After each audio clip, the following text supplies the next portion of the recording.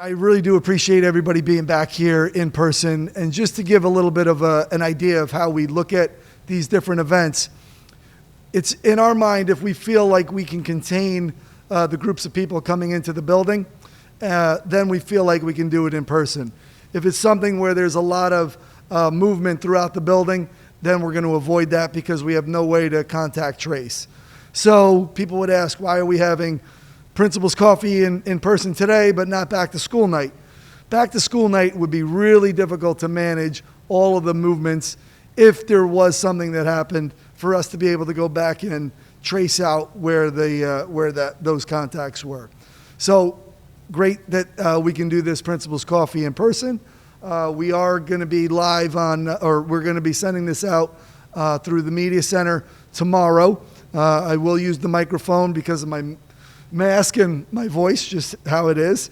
So great to have everybody back in the building. This is, I like to just go over every year sort of some of the protocols that I want to make sure that we keep so that we are keeping in the back of in our minds that idea of mutual respect. So please, if you could, if it's something where it's a specific issue about a teacher, about an administrator, or another student, please don't share it in this venue. That would be something that you could share with me or any of the other people. Again, that idea of an environment of mutual respect, I take that very seriously. I know it's aspirational, and I want to make sure that we're all striving towards that in our meetings. That being said, I don't have to tell you to put your questions in the chat box anymore, which is very is good for me. So if you have a question, just raise your hand. Starting out this year, we knew coming back in that we would have kids coming back who were all across the spectrum of their experience over the last 18 months. So we knew that there were kids that would have felt very isolated, having gone through what they had gone through. Kids who would come back and feel really bummed that they missed certain things in high school.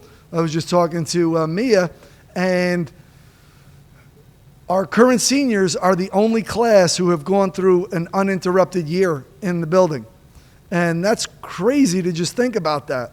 The last time that they went through a full year without interruption was when they were freshmen. And it's, looking at our current juniors, they came in and their freshman year was interrupted, and then last year as well. So we're trying to get back to this sense of community from within the building. And that's something that was really hard to maintain while we were out. Last year with the kids being hybrid, although we were able to move forward with academics, building the community was something that we really felt like we weren't able to do at the level that we were before. So looking at our goals for this year, we really looked at academics, bringing in the new master schedule, building up that sense of community and bringing that back, and having the kids who have not been here for an uninterrupted year understand that Bobcat pride and that Byram Hill spirit, and try to bring that back into what makes us who we are. And then also the social emotional support. And we'll get into that later on. But those were sort of the three legs of the stool that we were looking at as we started the year. And we knew that we were going to be able to address those in different ways, and we'll get into them. But we do have a full agenda today. I'm going to start off with just some staffing updates. We're going to go over the master schedule, the implementation, what we're seeing, some of the areas that we are looking to continue to address. Back to school night, I'll go over just like the procedures of it. We're going to look at our COVID procedures. God forbid we have students that are on quarantine or actually have COVID or another illness, what the expectations would be. Our attendance policy, there is an update to that because of the change in the master schedule and the meeting times. So that's important for everybody to know. Then we'll just go over the AM, PM drop-off pickup, give you an update on that. And then important dates, upcoming events, and Spirit Week, which we're very excited about. So staffing updates, we have Kate Hammond, who is a leave replacement in guidance for Lainey Levenbrook.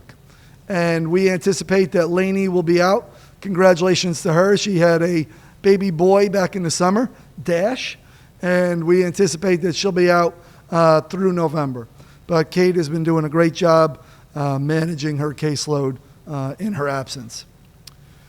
Mary Beth Linares, I don't know if any of you would have remembered her, but she actually was a tenured teacher here when I first started.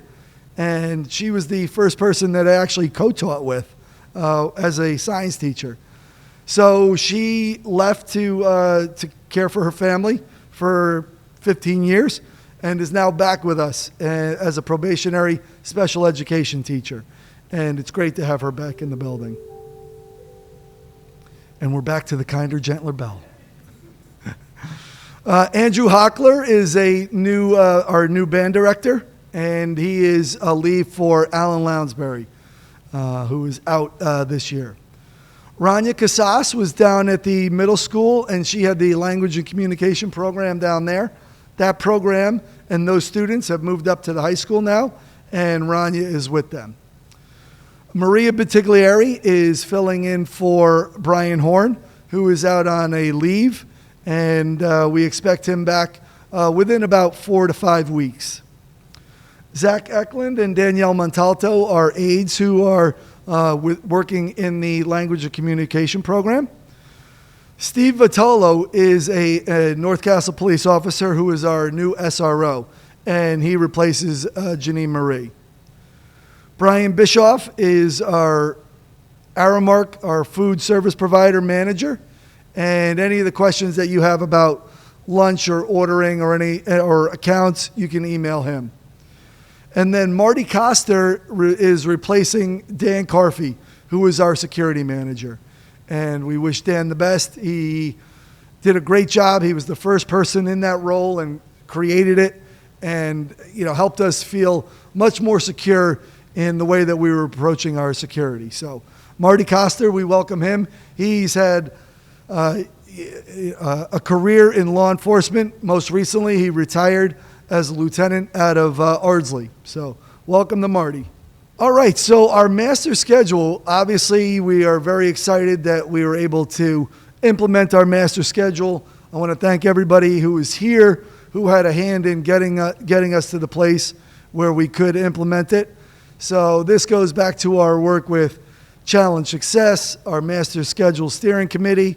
We had our students involved who are Global Scholars students involved as well. We had our student advisory committee, and we had our group of students and teachers who went out to 9 schools to look at their master schedules and then see what we could do for ours so that it would align better with our educational goals and with our values as a learning community.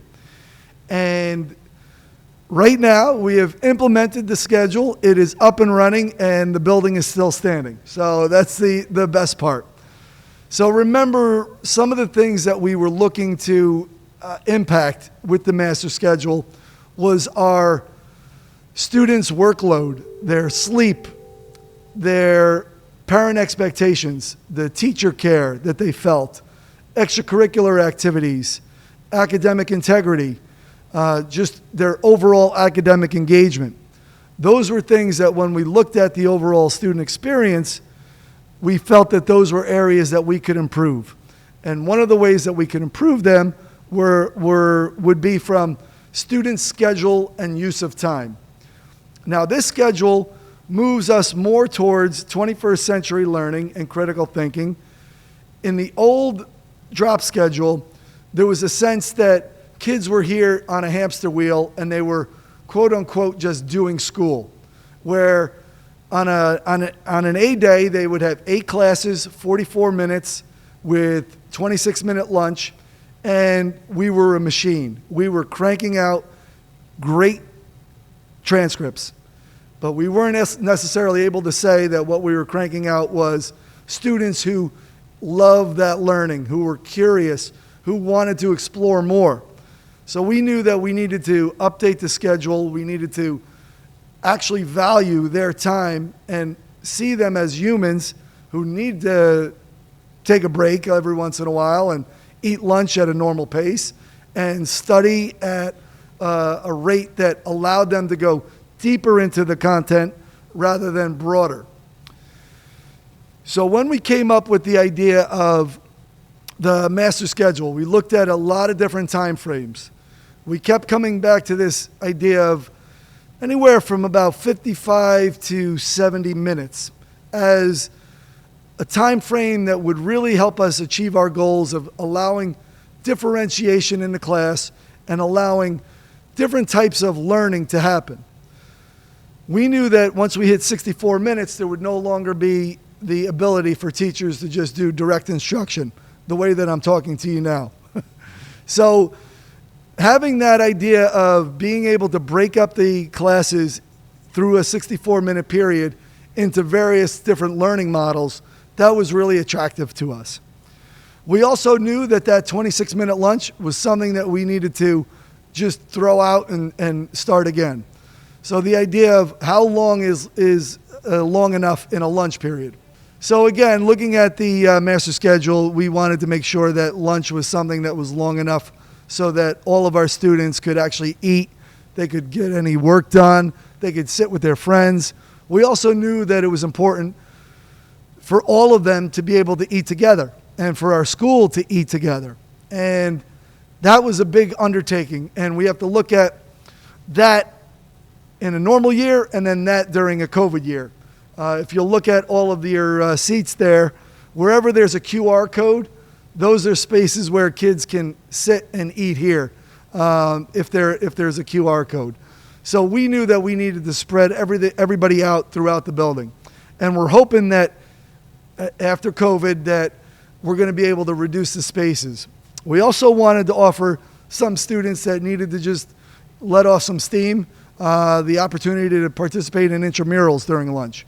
And we are doing that. They're doing it through the phys ed department. And that's been great. Looking at lunch, going back to the master schedule, we also wanted to have the students have the ability to meet with teachers within the confines of the schedule. So we built in those office hours so that they could get to meet with teachers during the school day. Right now it's in the morning. We know that it's still early. We're only 11 days into our schedule, but we know that it's going to start to ramp up more and more, and those students are going to be coming in to meet with teachers as it starts to ramp up and the assessments start popping up. The 8-day cycle, so we are working on 8 days. Every 8 days, the schedule starts over. The students are only meeting 5 periods a day, and they'll meet 5 out of those 8 periods, but it'll be for a longer duration. So we've had a number of our teachers over the course of the summer looking at who receive professional development about how do you use that time when it's longer, but it's not always meeting back to back. And they've done a great job. We're working with an organization called IDE Corps who does this sort of work with schools. Lunch, obviously, we're never going to solve the panini problem just yet. We had one point where we counted there was 15 master's degrees in one room, and we were all talking about paninis and the machines. And we will get there. We will solve it. But everybody loves to eat the paninis. We did get 2 additional machines, so we're hoping that that brings down some of the lines there. We're looking at maybe isolating where kids order the paninis, because what happens is they order them and then they stand around and they have to wait for them to be done, and then the students who want the other hot lunch, they get backed up and they can't get to it. So we're trying to look at ways where we could increase the flow through the cafeteria. We also know that the ordering app for just sandwiches, we've had a high of about 50 being ordered a day. And the students who are ordering through the form, they just go right to Bobcat Hall, pick it up, and there's no wait. So, but you can't pre-order a panini because nobody wants a cold panini. Nothing worse. So the 43-minute lunch, students are able to sit with their friends. They're able to get work done. The idea that they can just sit relax, recharge, and get on to their afternoon classes.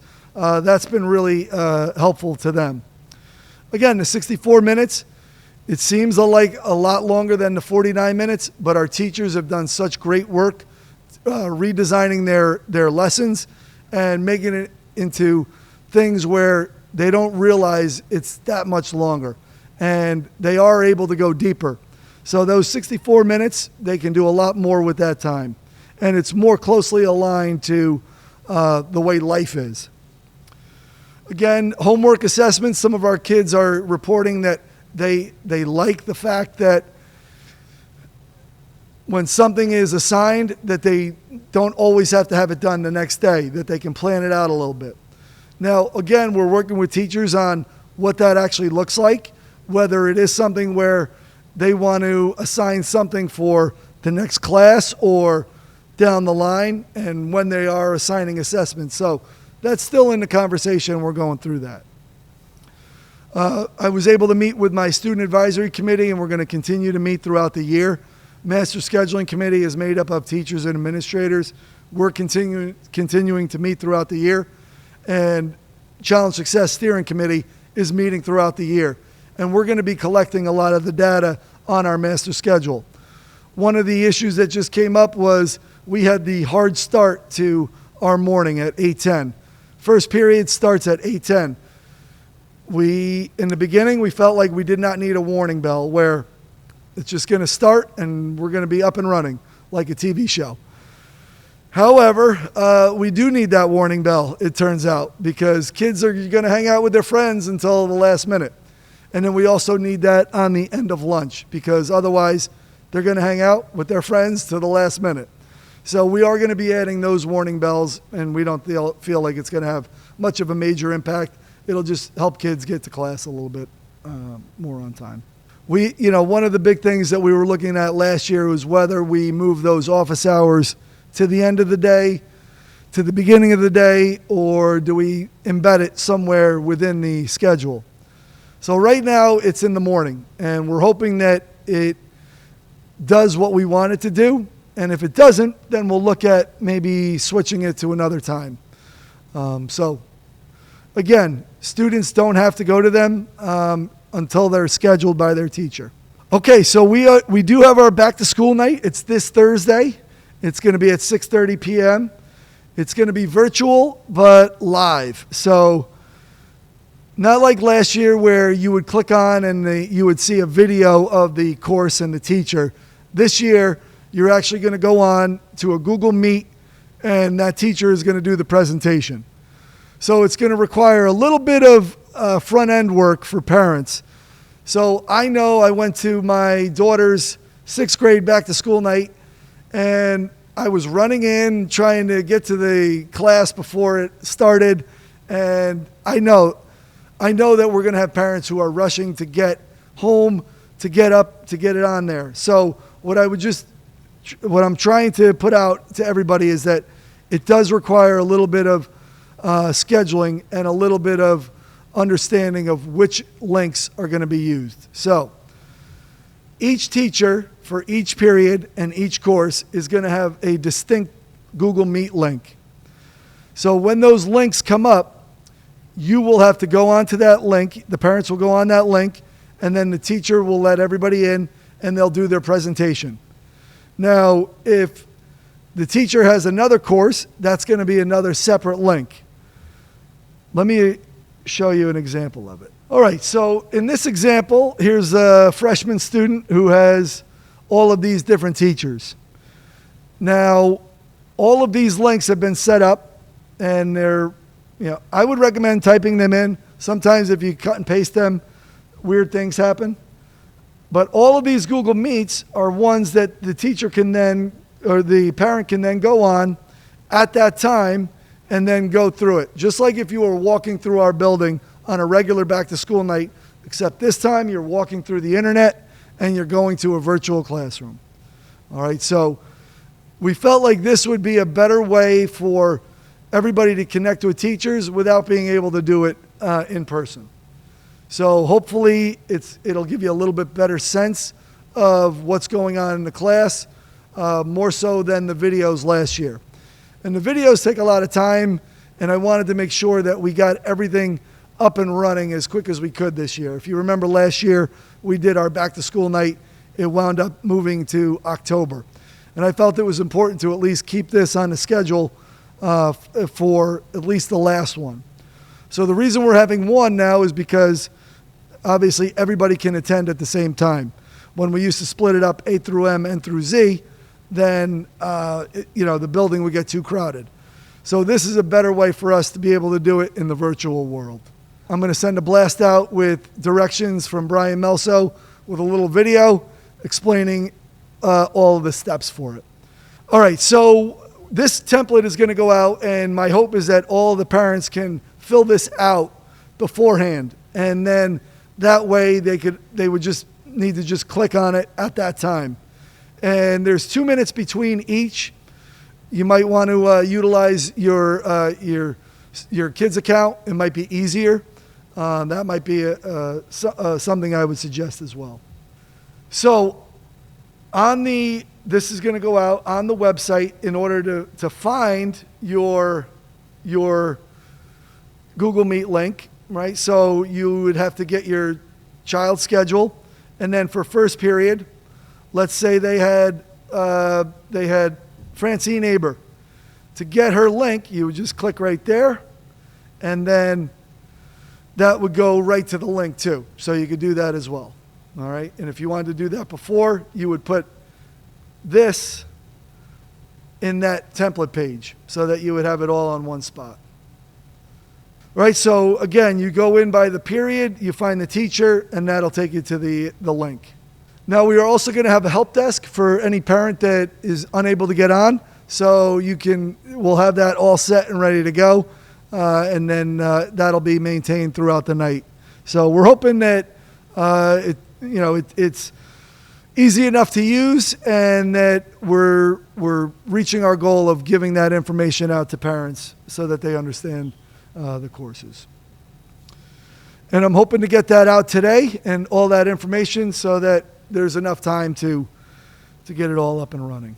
All right, so COVID procedures. This unfortunate reality that we're going to deal with, I know, is what do we do in our new reality if we do have these situations pop up?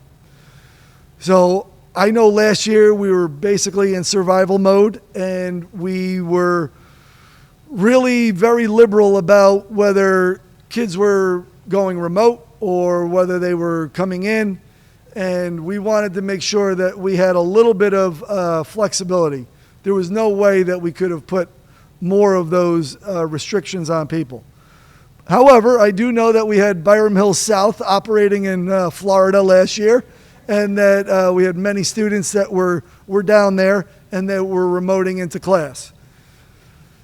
We do have a sense that we need to bring back that idea of coming together as a community. So we have a structure in place now that we feel is really fair and that really allows kids to get what they need, whether that's being in class or whether that's getting healthier.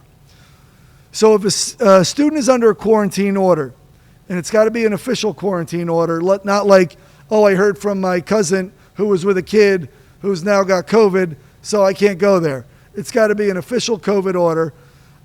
They may remote into the class the following day, provided the documentation is shared with us prior to noon on that day. So the idea is, okay, if something came in right now, we would be able to get that information out to the teachers so that they could set it up so that that kid could remote in. But if it's afternoon, they're probably not going to be able to get all of the teachers in line. So the next day, that student would just have to access the Google Classroom. They wouldn't necessarily be able to remote in and be live and synchronous. But the following day, they would. And we're going to be able to utilize that all through the quarantine, all right? And that's whether the quarantine happens from a contact here, or whether it happens from someplace else. Now, in the case of a student who is maybe symptomatic or had a contact and they are going for a COVID test, If they're awaiting the results of the COVID test and it's got to be a PCR, they may remote into their classes the following day, again, provided that the test or the doctor's note is shared with us by noon of that day. So same thing. If they're going out to get a test right now, then they can say the doctor's note tells them that they were going to get a test. They give that to us, then we can get that ready. But if it comes to us afternoon, then it'll be the next day where they just access the Google Classroom, and then the day after that.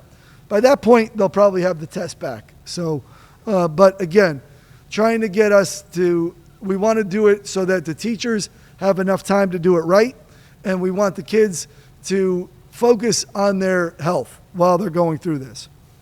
If they really do have to take a COVID test and they are symptomatic, I don't want them thinking about, oh, I got to get this to the teachers and get them to give me the links. I don't want that. If kids are sick, they're sick, they should get better. If a student has COVID, we're going to look at that on a case-by-case basis. Because if they do have COVID and they are symptomatic, we want them to get better. It should be something where they're focusing on just getting well. And I know too often when people push it and they try to come back too soon, it winds up being more long-term. So if they're ill, we want them to be ill and getting better. If they are one of these situations where it's a breakthrough case, where they're asymptomatic and they are able to do everything that they normally would, then we'll have that conversation. Again, before noon that day, we'll be able to get them in the next day. Again, we would need the documentation. And then if it's not by noon that day, it would be the following day.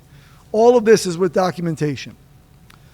If a student is ill, they just have whatever it is, an infection in their eye. It's like everything is like a COVID symptom except like it's hard to find one that's not. If they are just ill and it's non-COVID, we're not going to have them remote into class because it becomes a very fine line between I'm not feeling well and my family's taking a vacation to go skiing in Colorado and we want to get out a little bit early. So we're not promoting that in the least, and we want to make sure that the community understands that. Attendance policy, because we did shift the way that our classes meet and the frequency, that changes the attendance policy. Now, the board sets policy, and one of the policies that I love about Byram Hills is that students must be in attendance in the class as 85% or more in order to get credit for the class. And I think this is something that sets Byram Hills apart. Now, that means 85% of the total class meeting times, and then also 85% of the daily meeting time.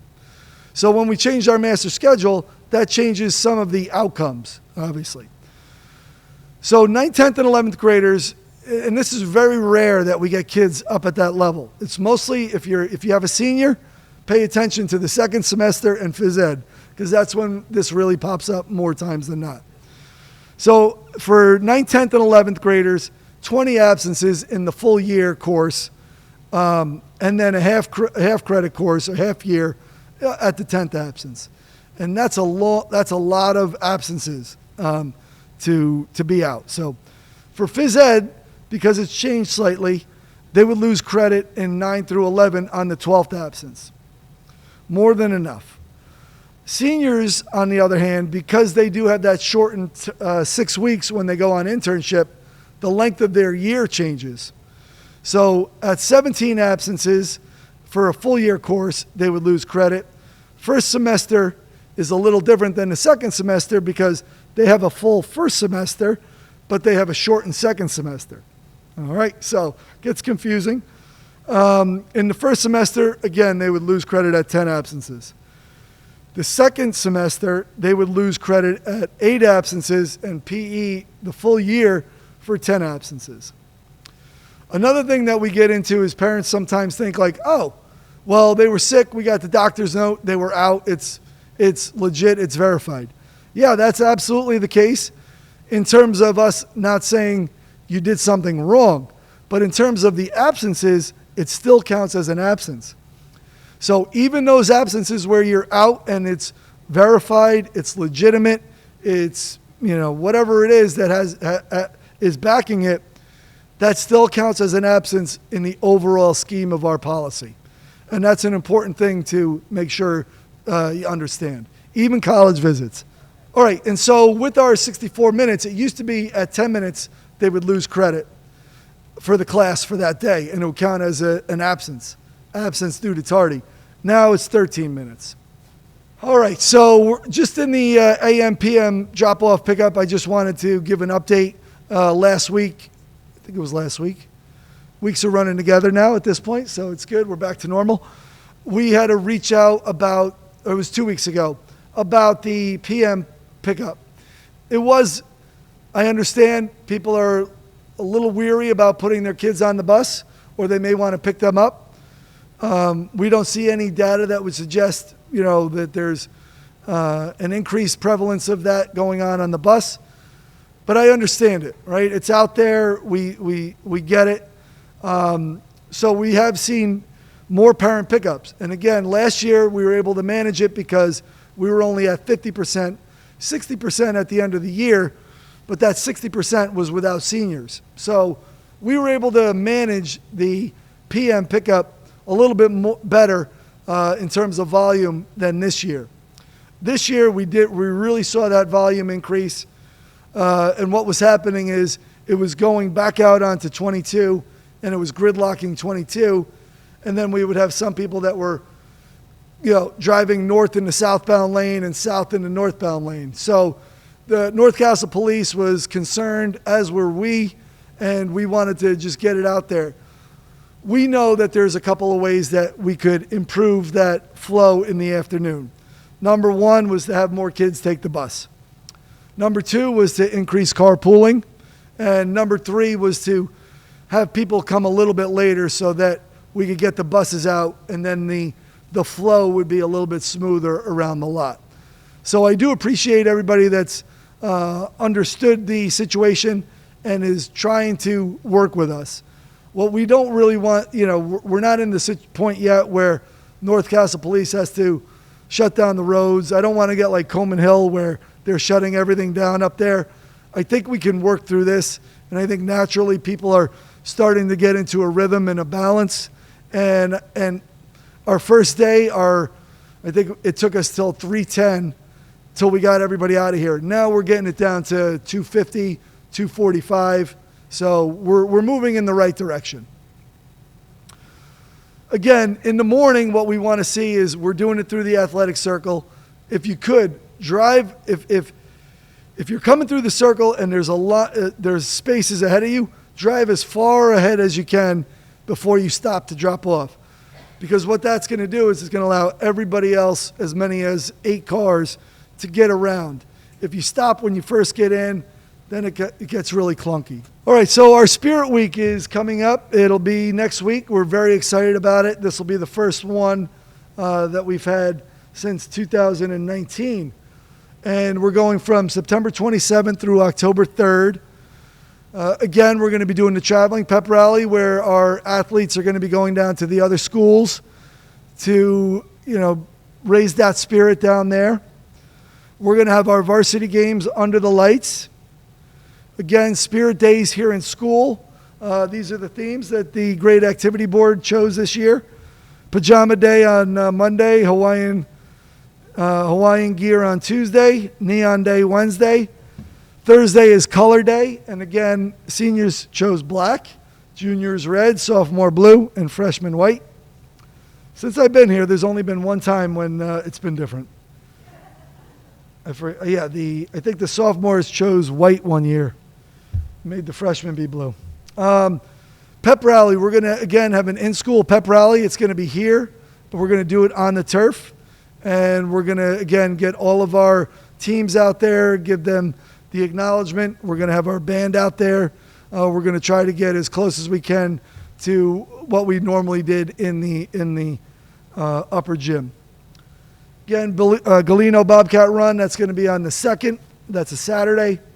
And then we're very excited to partner with the BHEF.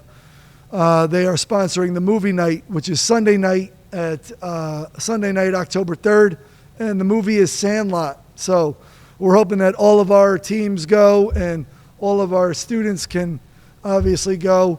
I'll be sending the flyer out again. But again, thank you to the BHEF for doing this for us during our Spirit Week. All right, so just some important dates, upcoming events. Again, back to school night is going to be this Thursday, 6:30 p.m. Just to give you an insider scoop, 6:30 will just be me on video, so you had your fill of me, then you don't have to watch it this week. But it'll start at 6:35 for period 1. Again, Spirit Week next week. World Language Honor Society induction will be on the 7th, and that's going to be virtual, only because they have so many students. PSAT on the 13th. That's for all of our 11th graders, and it's going to be a 3-hour delay for grades 9, 10, and 12. Regular bus pickups will run that day. You could also choose to drop off if needed. Cum laude on the 21st, and that's going to be in person here in the theater at 7 p.m. And the cum laude list will, those letters, they will be going out at the end of Spirit Week, we're hoping.